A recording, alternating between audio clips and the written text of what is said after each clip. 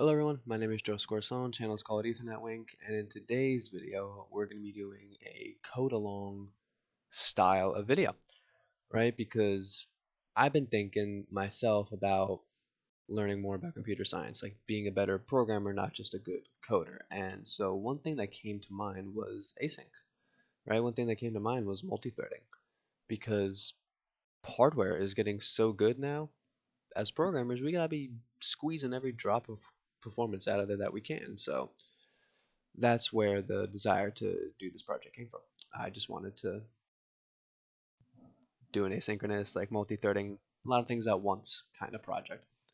And to keep this channel, like to keep this video in theme with the channel of like financial engineering and stuff like that, we're gonna be making a parallel backtester. And we're gonna be doing it in a way where to add another strategy, you just have to code the strategy. You don't have to actually change anything about your infrastructure. We're going to be doing it in Go because Go's concurrency model is awesome. And yeah, so before we get into it, I want to show you guys how I got my data because I'm going to be just reading from a CSV. So I just went over here into, you can see this is just my Abyss folder. I went over here into Python and just getting from Y Finance, just getting 20 years. Yes, 20 years. 20 years of data from SPY.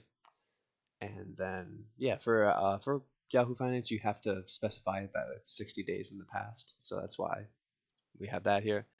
But yeah, and then make sure that we get rid of this on the date, and then we only want open, high, low, close, and volume. We don't even need volume, but we're going to keep it. And we're saving it to this CSV. So now that we know that, we're going to jump back over here, and we're going to put this in our project. And yeah, now we know we got to use it. So we're going to head back here for a second. We can see we have CMD, model, strategies, and utils. Right, none of these files have any code in them yet. I did write the project, so I know it works. But that's how I like to structure my projects. I like just all these little miscellaneous functions, just throw them in utils. Got our models, got like the business logic, I guess you could call it, the actual thing that's going to give this program its flavor, and then just a main to run everything. So for this project, we're actually going to start at utils. So I'm not that good. I'm not going to code it all from memory. But yeah, so first thing that we're going to do is we're going to specify a struct, right? Because this is what we're actually going to be returning after we read everything from our CSV, right? So let's import time. Will not do it for me. That's very annoying. There we go. Capital T. See, that's why we have references. We need our open, which is a float 64, and then so just OHLC, so just high, low, and close, and then might as well put the volume in as well. That will be an int 64. Sweet. Now we actually just need to load our historical data. So let's do that. Let's make a function. We're going to call it load historical data because I'm so creative. All it needs is a file name as a string, and we're going to return either an array of this price data that we just made or an error. Well, both of them really, but we're either this will be nil and we'll have an error, or we'll have this and the error will be nil. But all right, so let's open up this file. Well, let's get it really. Since we have new variables, we need that walrus operator and Go. There we go. That time it auto imported. So we got to open up our file name. We have to handle our error. If the error is not nil, I'm just going to return nil and the error. I'm not going to give like a really pretty error message. And then really cool thing about Go, if this is your first time looking at this stuff, you can use defer, and so that way I don't have to remember to close the file at the end of the function. because I'm working on my file, because I'm opening it right now, I can just close it at the same time because I have this defer keyword here. As soon as this function ends, it'll automatically close the file for me, which is really nice. So now let's get our reader. So we need CSV.reader, and it has to read our file. Could you imagine that? Well, actually, we need a new reader. Is how that goes. And so then, I hate getting these little messages. Then our records or an error will be reader dot, and we're going to read everything from our file. And then I'm just going to copy and paste this again because I don't want to actually make pretty error messages right now. But I do like this. Like, I don't like it, but I do. You know what I mean? It's like eating vegetables. Like, I don't like doing it, but like I'm really happy that like it's forcing me to do it because I can't ignore it. I suppose you could just, right, and then you really don't have to do anything, but you know, it's a good habit to be in to not do that.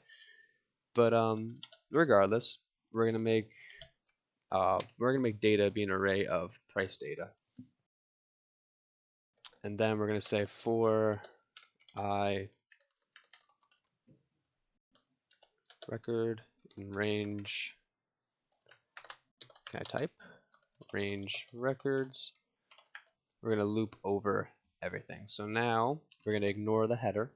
So if I is 0, the first one in there, we're going to continue. Skip header. Stay in here. And then this is a Go thing. What I'm gonna show you guys. And then we're gonna parse, and we're gonna say 2006. We need a dash. So 2006. We're gonna say 01, 02, and I'll show you why in a second. And then we're gonna look at the first record. If I were to say when our CSV actually starts, let's take a look at that. So if I were to say 2010, 12, 27,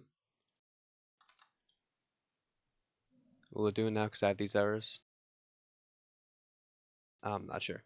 But if I don't have it like that, it'll give me the yellow squiggle. I really don't know why, so I'm just going to keep on making the compiler happy. I really don't care. And I'm actually going to print out a small message here. Because actually, you know what? No, I'm just going to send the error back. And then, this is the date. Not the data, this is the date. And then we're going to keep on, because we have to populate these fields, right? So we're going to keep on going through. Whoops, not there. Whoa, okay. That's not what I copied. There we go. We're going to keep on going through. And then open. And then that will be the first thing in the record. And then it's actually parse float. And it will be, we don't need the time anymore. It'll be this first thing in the record. And 64, because it's a float 64. Did I not spell that right? Oh, because I said time.parse float. We're going to say, whoa, that's not what I wanted. str, there we go. Stop.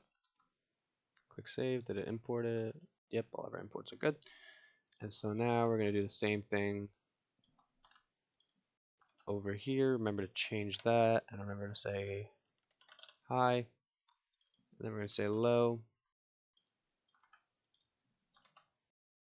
And that's the third one. And then we need it again. High, low, close, volume.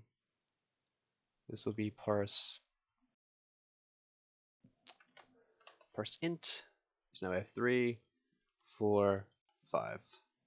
And we're going to rename these. So open, high, low, close, volume. Sweet. So now, using this data variable that we made before, we're going to append we're going to append all this stuff to it. So, and we're going to populate it with the date, open, high, low, close, volume.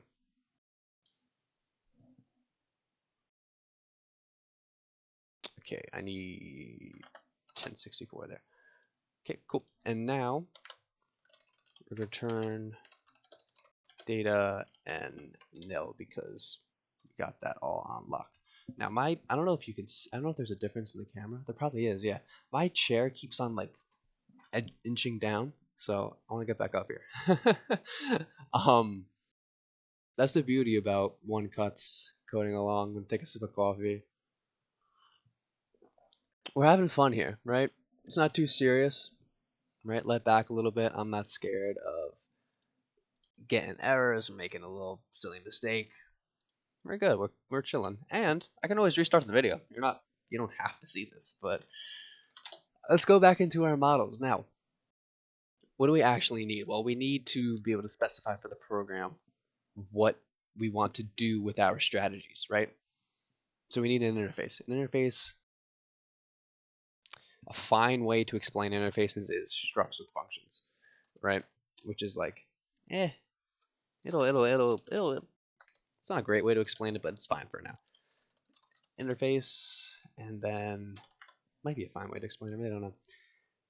And then we need this execute function. I can spell. And it needs data, which is an array of price data. That's why we're going to import utils. Maybe should I put it in the models? I really don't know. And we're going to say backtest results. Don't worry about that for now because actually you can because we're going to make it right now. We're going to say type backtest results. It's going to be a struct. What do we want to know from our backtest after we run a strategy? What do we care about from it? Well, we care about the total profit, which is a float. Care about the win rate, which is also a float. Care about the number of trades, which is an int, and we care about our winning trades, which is an int. Cool. That's all we need in our model function. So that way we can just reuse the stuff for everything. We're not going to abstract it too much in our models. Yeah, so now let's actually go over to our MA strategy, moving average strategy. That's all this is going to be, just a simple moving average cross for now. So let's go ahead and implement that. So we're going to make a type. We're going to make it a moving average strategy. It's going to be a struct, and we're going to give it whatever we need for the strategy. So we're going to give it a short period, which is an integer, and we're going to give it a long period, which is just the length of the moving averages, which is also an integer, right? And this is why I chose to do it this way, because this is now in our strategy. So now we have this ma.strategy.go. If at some point we wanted to do something else in RSI or something like that, we only have to make a new one of these files. And then later on in main, we're going to be able to actually see what that would look like to add a new one, right? So now we have this strategy. We want to we need it to be able to execute. So we're going to give it a function pretty much from the same moving average strategy. So now we're going to say execute, and we're going to return data, which is utils.price data. And we're going to return a backtest result, right?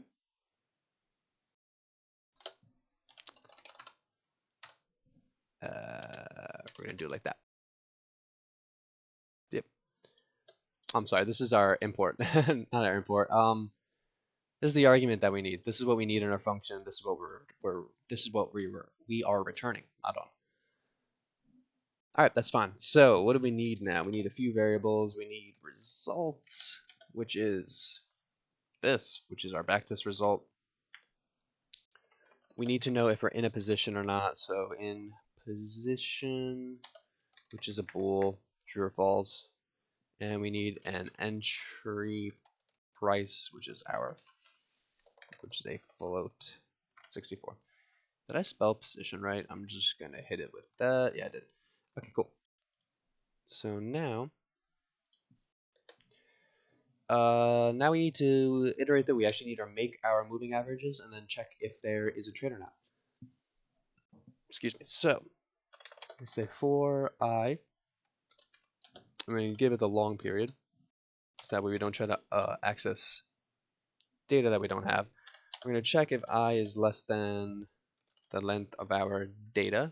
It is, obviously there's nothing there for us to check. And we're gonna I++ it. Old school for loops, right? Nothing wrong with them, right? Don't fix what ain't broken. Then we make our short moving average, which is we're actually gonna calculate our moving average. Don't worry about this just yet. We're gonna code it at the bottom, but what we need is all of our data. Let's say I minus s dot short period, and then oops, up to I. That's how that goes. And then we need the this dot short. We actually need what this period is, and then we're gonna copy paste that, and we're gonna say long moving average. We're gonna say a long period, and do the same kind of thing. Cool, cool, cool. I want to code this function now because it's not very long. So yeah, let's do that now. Calculate MA needs price data.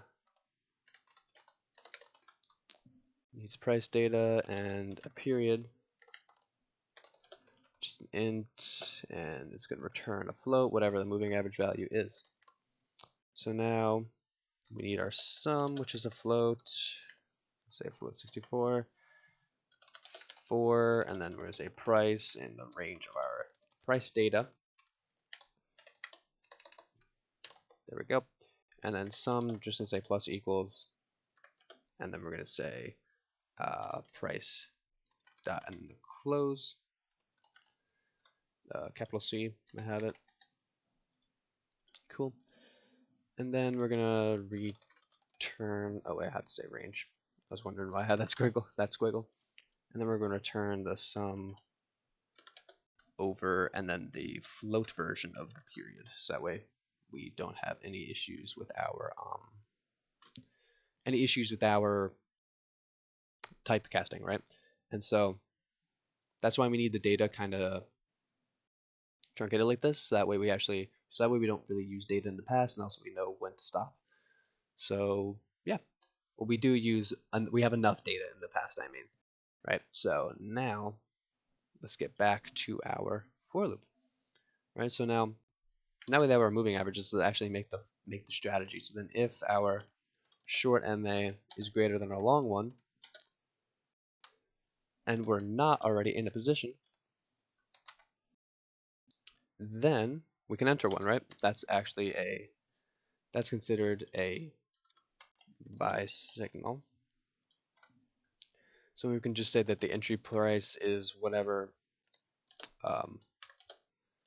whatever price we're at right now. So then it would be data, whatever index we're at, and then that one's close. Cool. We're going to say in position is true. You could walrus operator it, but it doesn't really matter. I'm going to say else if. I'm more of a switch guy in Go because I want to be able to do it like that, but it gets unhappy. So whatever. It's not the end of the world. And then we're going to say else if, and then the opposite. So, well, because we're checking if we have to how do I want to say this? We're checking if we're already in a long, we need to close it, right? So then this is considered a sell signal, right? And so then we need to add the total profit from our last trade. So result.TotalProfit and plus equals the current close, so wherever we're at right now, minus the entry price. And then And then if that's a winning trade, we then need to track that. So we're going to say if that's greater than that, that's a W. So we're going to say results dot winning. Whoops. Oh, am I done? Winning trades plus plus. Cool. And then we're going to add that to our trades plus plus. And then we're going to say in position gets false. We're only handling the long signals for that right now. I suppose we'll add it too. Just at the end of it, we'll add it. So then, yeah. Now we're out of the for loop. Right, we finished iterating through. We're going to say if result dot trades is greater than 0. We actually have trades to calculate. We're going to say results dot total trades.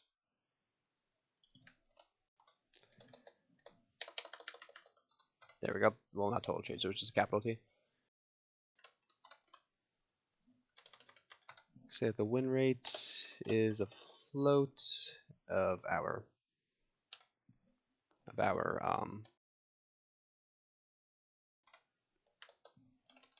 winning trades over all of our actual trades. Cool. And then we're going to return this whole result object, or struct, whatever. Wow. Return result. I was wondering why it wouldn't autocomplete. All right, cool. So we have our long only moving average strategy right here. And so now we have everything done except for our main. So now we're going to go through and we're going to do this. We're going to say func main. You don't need anything. And then we're going to say data or error or and it's going to be utils dot. And then we're going to give it the name of our CSV, which is spy 10 year.cs 10 years. Yeah, I've given it plural. CSV. Cool. Handle the error. So we're going to say if error not equal nil. We're just going to say, actually, we're going to print ln is the version that we want right now. We're going to say error loading data, and then just print the error. Then we're going to say, then we're going to make some new strategies. It's going to be a list of models.strategies. And then we're going to say strategies.moving average strategy. And we're going to say that the short period is 10, the long period is 30. And we're going to say that this one is 20 and 50. Need to give it a comma again. And now for the asynchronous stuff, right? So we're going to say var wg's async the weight group. And then we also need a results for our backtest results. This will be, we need to make, what do we need to make? We need to make a channel. And then we're going to say, cool. So it's a channel that wants backtest results.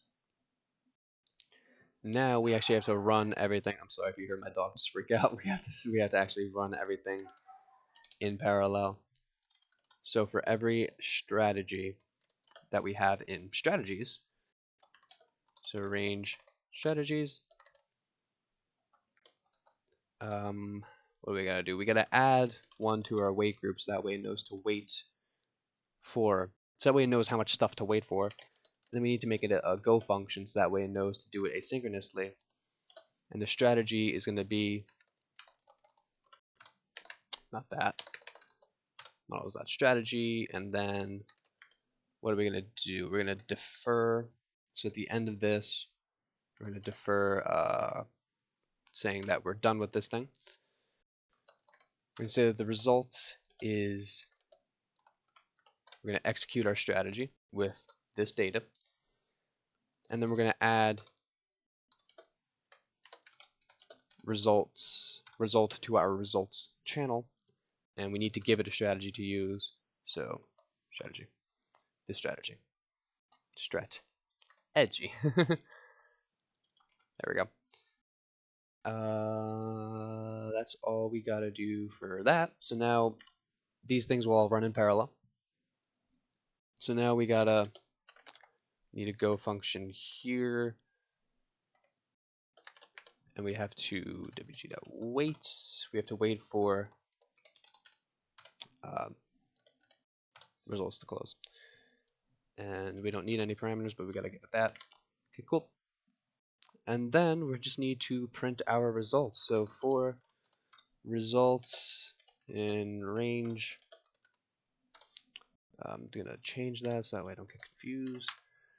And then fmt dot print, and we need variables, so that I'm gonna say profit, and then percent point to f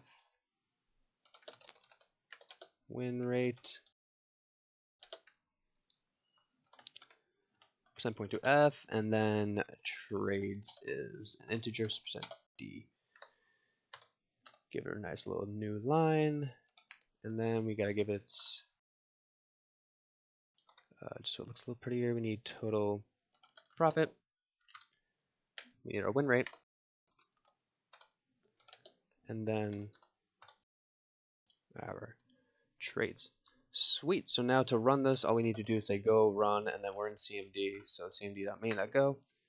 Click run, and there we go. We get, that was really fast, right? We have 10 years of price data, and that was pretty darn quickly. And that was for only long moving average crosses. Let's go ahead now and add let's go ahead and try to add shorting to this. Yeah, why don't we? So let's pretty much just copy this. I'm going to change this to exit long signal, right? So now let's just say else if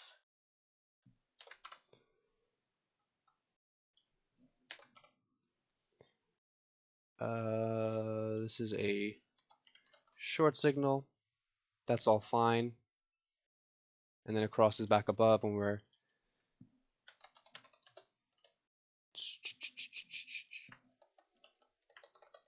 and then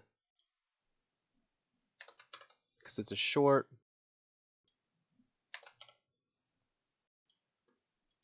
yeah, cool. We'll get mad at me if I do that now. Okay, cool. So we're not in a position and we want to take a new long, so we're going to see if our short moving average is above the long one. And if it is, then we're going to get in. The exact opposite for a short, right? If we're not in a trade and the short moving average is below the long one, take a trade, right? And then we're going to see that on this crossover, it'll exit the short. And then the next time through, it'll enter, but that's fine. So let's see how this changes. See, now we have a way more. And we actually do have a nice profit, even though our win rate is kind of low. Maybe maybe our risk to reward is skewed in our favor. That could be another thing to add. So yeah, I think that'll be honestly it for this project. 30-minute code along video to make a parallel backtesting engine in Go with no visualization. Some things to add in the future, I think. Some things I know that I want to add would probably be, I suppose we could add a front end to it with HTMX. I'm not sure how that would go with visualization and stuff like that, but I don't want to. I have no desire to learn how to use a framework like Vue or React or Svelte. I have no desire to. I'm even making a website right now, and like I'm writing as little JavaScript as I can. Like I'm making a point of it. But maybe do that in the future. Some other things to add would just be different kind of strategies, calculating win rate, adding not win rate, risk to reward, calculating, adding a risk metric to it. So I could say I want different kind of orders to it, like actually tracking it like that, making you a little order book. So that way, at the end of it, I can display all the stats about your strategy. But yeah, maybe I'll turn this into a little series.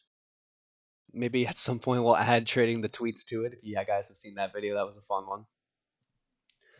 But yeah, I'm gonna talk a little bit more about async stuff first, because that's what this whole video is about, and then I'll leave you guys alone. So we need this wait group. It's a sync wait group, right? What does that mean? Well, a wait group, right? Read some documentation every once in a while. Waits for all the go routines to finish. That's what this add is all about. And then the main go routine calls add, yep, to a set of go routines to wait for. So this is the main go routine in here. And then we're waiting for this. We're adding this go routine pretty much. Each of the go routine will run, calls done when finished, right here. At the same time, wait can be used to block until all go routines have finished, which is what we're doing down here, right? So we're pretty much getting a whole big, it's pretty much a queue that doesn't have priority. It's just a line, you know what I mean? We're just putting a bunch of different things that we need to get done in this little group. We're saying do it all, right? And it'll go ahead and do it. And then we can actually see, we're adding it to the groups. We're knowing when it's done. We're getting the results that we want and storing it to this channel. We're waiting for our wait group asynchronously as well. Yeah, I think that goes concurrency model is pretty dang awesome. But and this is also what I wanted to talk about, because let's say I have a different strategy in strategies dot super secret, right? Whatever it is, and it needs like the weather. I don't know. And it's 75 degrees outside, right? I don't know. But that would be all you need to do to add your new strategy that you make over here in the strategies directory. That would be all you need to do. So that's why I wanted to make it that way. But there we go. I'm very happy with how quick it is. I think that's just so cool. But regardless, that's all for this video. I'll put this code in the description. I'll put it in the GitHub. I hope that you guys enjoyed this video. Some things to fix about it maybe could be this execute function. I'm sure that there's some ways to reduce how many variables you're using, whatever, and I'm sure that there could be a good way to, like if we're not in a position, we can enter, and then if we're exiting the long, we can enter a short right there, but let's just, take it one candle at a time, one day at a time, one bar at a time, right? I prefer this method, honestly. If I were to actually use something in production, I think that this is the way that I would actually do it. So that way I make sure I'm always exiting and entering on new closes. So it's really a preference kind of thing. How high frequency do you want to be with it? It's all up to you, bro. Whatever you want to do. But yeah, I hope that you guys enjoyed the video. I have a business. It's called Prometheus Analytics. I make trading indicators. This is going to be a free one that we're posting on Monday. I got a ton of stuff. This is also going to be a free one we're going to put out soon. More fractals and stuff like that. I'm going to put out this one soon, hopefully with another group of people. Come on. Come on. I have trend lines. These are for free as well. I have auto-optimizing indicators. There that is. Just giving you predictions. I have trend lines. I have auto-optimizing indicators. I have reversal scripts. I have ribbons. Whatever you need, we got it. We got it for you. You want topology? You want topology? You want the only topological indicator on TradingView? It's right here. It'll take a while to load because it's a lot of computation, but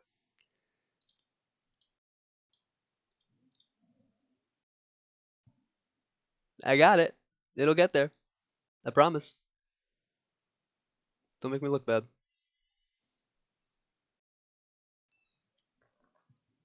I'm starting to just treat this as a live stream. I gotta get out of here. There it is.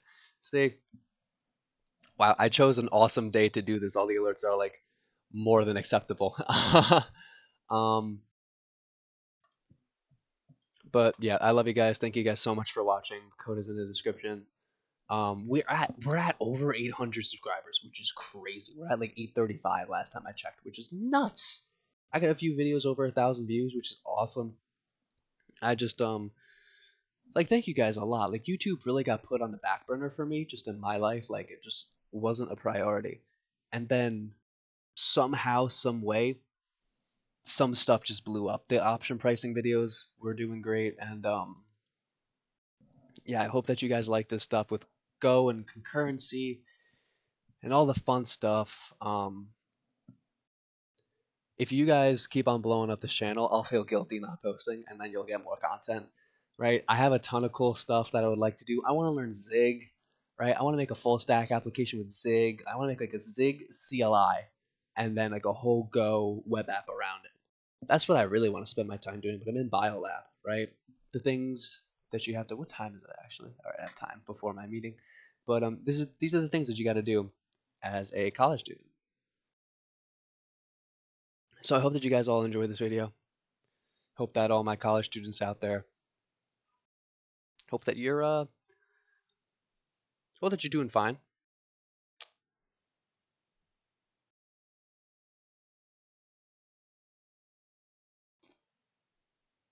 I didn't do that right. It's still like that, right? I didn't think I did that right. Total profit. Yeah, I can't add them.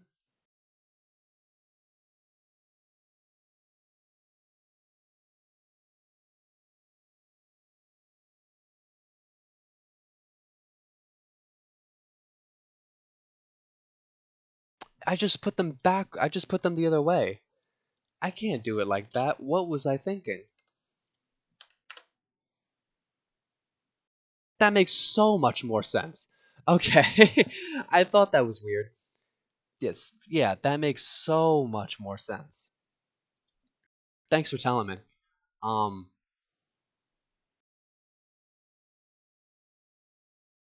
yeah, that's how to do it. For certain. Um Thank you guys for watching. Now the project's all done. I hope that you watched until the end because that's a killer bug. And I have fun recording this video like this. I don't want to spend another 40 minutes to do it again. So yeah, the code's in the description. It'll have that fix in there, but I'm gonna leave you guys alone now. Links to whatever you would need are in the description. You guys are the best. I'll catch you in the next one.